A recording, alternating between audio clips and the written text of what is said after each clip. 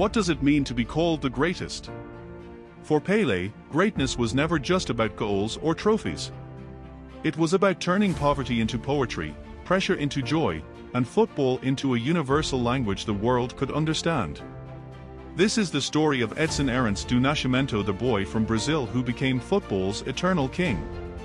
Pelé was born on October 23, 1940, in the small Brazilian town of Três Coracoes.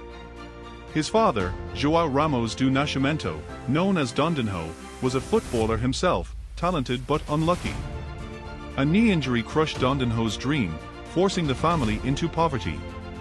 Young Edson watched his father cry after Brazil lost the 1950 World Cup final at home. The nation was devastated. Seeing his father's heartbreak, the boy made a promise that sounded impossible. One day, he said, "I will win the World Cup for Brazil." They had little money. Sometimes they had little food. Pelé shined shoes to help his family survive. He couldn't afford a football, so he kicked a sock stuffed with rags or a grapefruit from the market. On dusty streets, barefoot, he learned balance, imagination, and joy. Football wasn't an escape, it was a necessity. Pelé's talent was impossible to hide. At 15, he was spotted by former Brazil international Waldemar de Brito, who famously told Santos FC officials, "This boy will be the greatest footballer in the world." Santos signed Pelé. Within months, he was scoring goals against grown men. At just 16, he was called up to the Brazilian national team. A year later, he was heading to Sweden for the 1958 World Cup, still a teenager, still unknown to most of the world. What followed would change football forever. At the 1958 World Cup, Pelé arrived injured and doubted. But when he finally stepped onto the pitch, magic followed.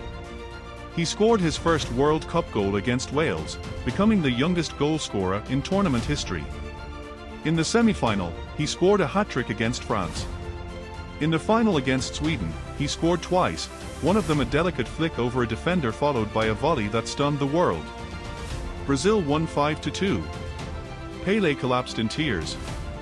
At 17 years old, he was a world champion. The boy had kept his promise.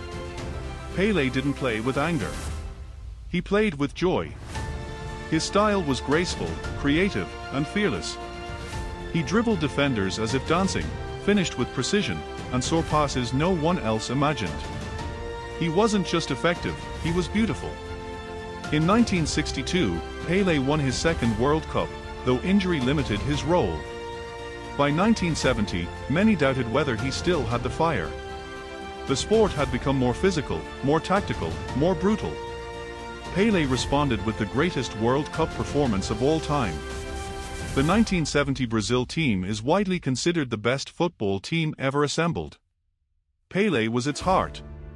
In Mexico, he scored, assisted, created, and inspired.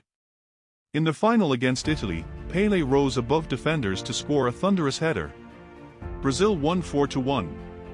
As Pelé was lifted onto his teammates' shoulders, he became the only player in history to win 3 World Cups. The boy from Três Coracoes was now a global king. Pelé officially scored over 1,000 goals in his career, an achievement that sparked endless debates but no shortage of awe. More important than the number was how he scored them: headers, volleys, bicycle kicks, delicate chips, powerful strikes with either foot. He could do everything. Opponents kicked him, fouled him, targeted him. Pelé kept smiling. "They tried to stop me," he once said, "but they could not stop football." Pelé wasn't just famous, he was universal. Wherever Santos traveled, stadiums sold out. Wars paused to watch him play. Heads of state welcomed him like royalty. In a world divided by politics and race, Pelé became something rare, a symbol of unity. He spoke of peace. He promoted education. He used his platform not to divide, but to connect. Pelé retired in 1977 after a farewell match between Santos and the New York Cosmos. The stadium was filled with tears. He thanked football for giving him everything. "I gave my life to football," he said. "Football gave me the world." After retirement, Pelé served as Brazil's Minister of Sports, advocated for children's rights, and remained a global ambassador for the game. His smile became as famous as his goals. In his later years, health challenges slowed him, but his legacy never faded. On December 29, 2022, Pelé passed away at the age of 82. The world mourned, not just an athlete, but an era.